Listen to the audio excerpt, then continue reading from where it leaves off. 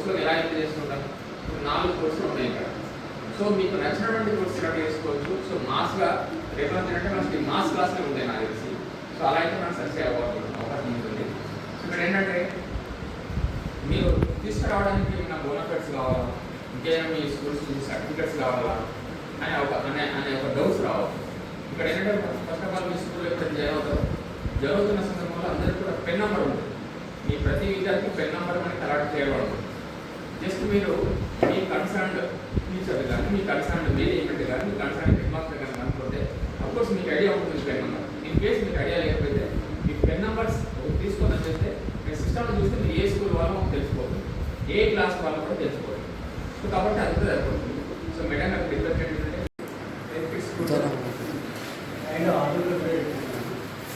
కాబట్టి ఇప్పుడు ఇలా సింగింగ్ మీద ఇంట్రెస్ట్ ఉన్న వాళ్ళు ఎంతమంది ఒకసారి చేతిలేవారు? సింగింగ్ లేదా డ్రాయింగ్ పూర్తిగా లేవట్లేదు, డ్రాయింగ్ ఎక్కువ.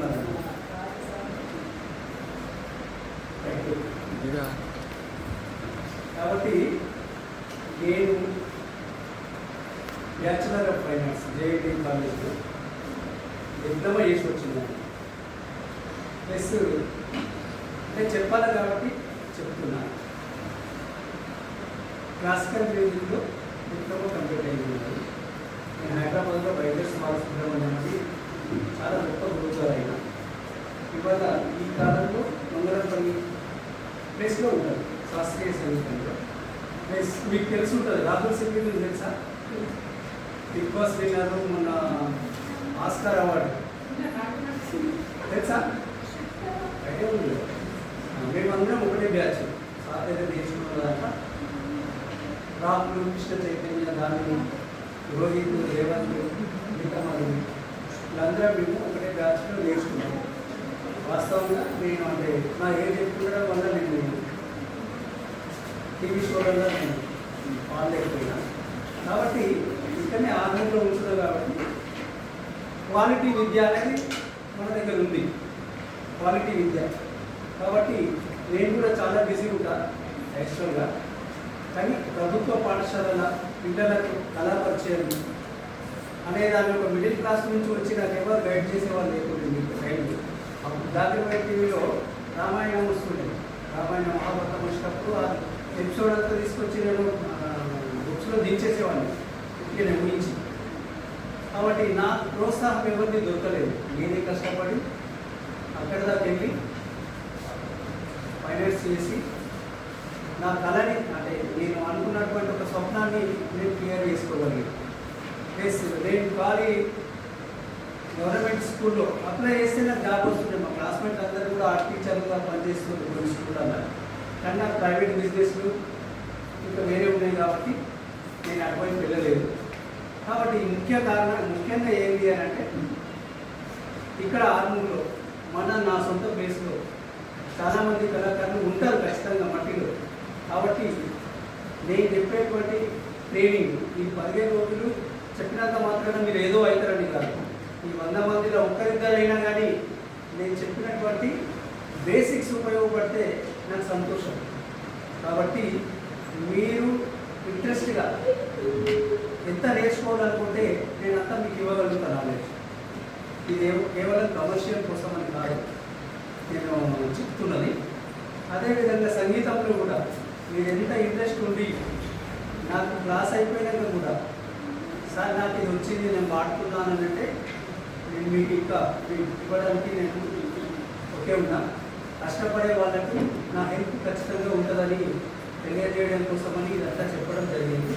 కాబట్టి మీరు ఈ ఉన్నటువంటి 15 రోజుల్ని మంచిగా యూటిలైజ్ చేసుకోవాలి. ఇన్ టైంలో వచ్చి సార్ చెప్పినట్టు ఇంతకు వాటర్ బాటిల్ కానీ ఏమన్నా కొంచెం తినేస్తేనే ఎనర్జీగా మంచిగా ఉంటాం. ఎండలు ఎక్కువ ఉంటుంది కాబట్టి ఇక్కడ స్కూల్లో ఇచ్చేది ఇస్తారు. కానీ సార్ అన్నట్టు దాని గురించి కాకుండా మనం మొదలే పొద్దున్న చేసి ఇది మీకు గోల్డెన్ అవకాశం. ఒకటి ఏంటి అని అంటే నేను చెప్పడం కంటే నేను ఇప్పుడు ఒక డెమో క్లాస్ ఇస్తాను, మీకు అర్థమైపోతుంది. కాబట్టి మీకు ఎంత ఆసక్తి ఉన్నదో దానికి నేను మీరు ఎంత వస్తే నేను అంతా మీకు నాలెడ్జ్ ఇవ్వడానికి రెడీగా ఉన్నా. నేను లోకల్లోనే ఉంటాను కాబట్టి మేడం గారు కూడా నాకు చెప్పారు సార్ మీరు తీసుకోవడానికి. నీకు బిజీగా ఉంటా వాస్తవంగా, నేను ఏమన్నా మిస్ అవుతానేమో మేడం క్లాసులు కూడా అని అన్నాను. మ్యాక్సిమం మీ సంఖ్య మీ ఇంట్రెస్ట్ని బట్టి చూస్తే నేను 15 days కూడా కంప్లీట్గా మీకు నాలెడ్జ్ ఇవ్వడానికి నేను ఓకే ఉన్నాను. కాబట్టి దీన్ని మీరు వాడుకుంటారని అనుకుంటున్నాను. కాబట్టి మేడం ఒక సాంగ్ వాడుకున్నారు. అయితే ఎన్నో సాంగ్స్ ఉంటాయి, కానీ నాకు నచ్చింది ఆస్కార్ అవార్డు గ్రహీత చంద్రబోస్ సార్ రాసినటువంటిది, ఎందరో మందికి హృదయాలని తాకినటువంటిది ఇన్స్పైరింగ్ సాంగ్ ఒకటి ఉన్నది. తెలుసా మీకు? తెలియదు. ఐడియా ఉందా? మీరు వినే ఉంటారు. అయితే అందులో ఇంకా ఈ చరిత్ర నాకు బాగా నచ్చింది. వాడన్నా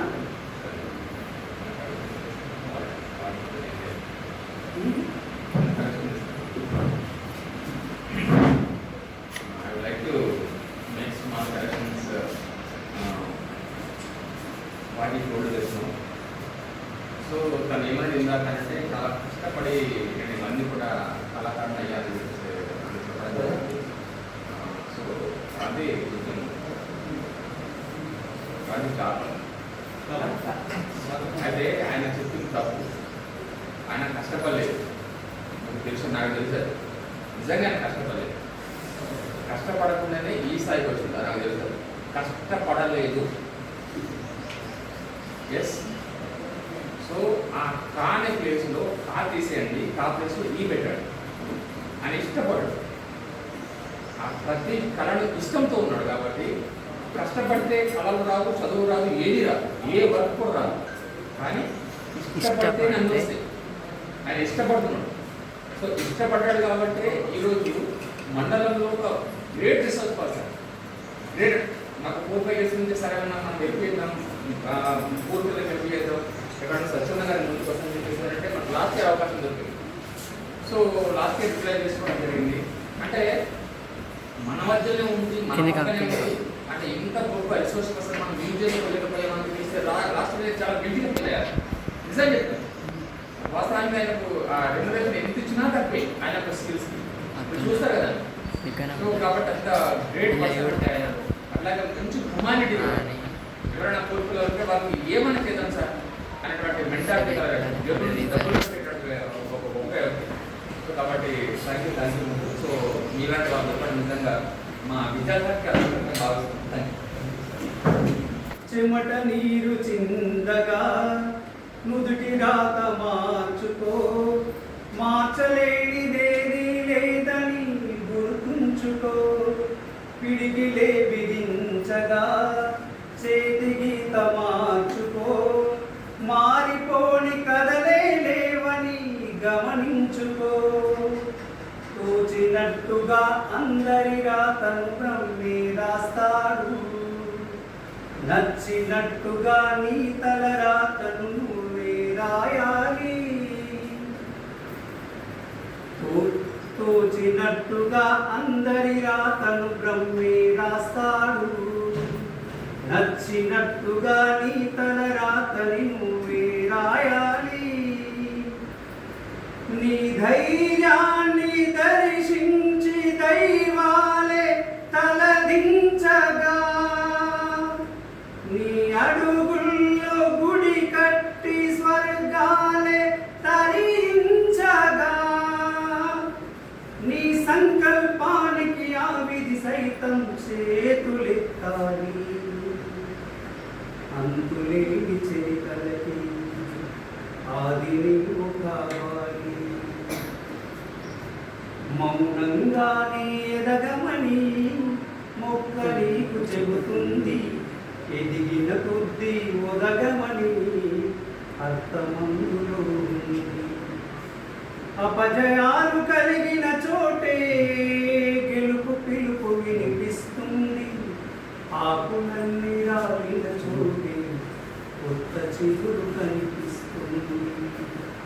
మౌనంగానే ఎదగమని మొక్క నీకు చెబుతుంది, ఎదిగిన కొద్ది ఒదగమని అర్థమందులో ఉంది. అర్థమైందా సాంగ్? తోచినట్టుగా అందరి రాతలు బ్రహ్మ రాస్తాడు. ఎవరి అదృష్టం ఏముందో మనకు తెలియదు. ఇప్పుడు ఉన్న వాళ్ళందరూ బయట రాకేసి కావాలి కదా, ఇది దేవుడు రాసింది. కానీ ఫ్యూచర్లో నువ్వు ఏదైతావో కాదందుకు అవకాశం నీ చేతిలోనే ఉన్నది. నువ్వు కావాలనుకుంటే అవుతావు అంతే ఇక. కాబట్టి మీ సంకల్పము, మీ పట్టుదల మీద ఆధారపడి ఉంటుంది అనేది ఈ పాటలోని అర్థము. అదేవిధంగా ఎప్పుడైతే మనం విజయం సాధిస్తామో గర్వం అనేది, అహంకారం అనేది ఆటోమేటిక్గా వస్తుంది. కాబట్టి అటువంటి టైంలో మనము ఎంత ఎదిగినా కూడా ఒదిగినట్టు ఉండాలనేటువంటిది చాలా చక్కగా చంద్రబోస్ గారు రాసిండు. కాబట్టి అదినే మనం అందరం కూడా అలవర్చుకోవాలి. Thank you.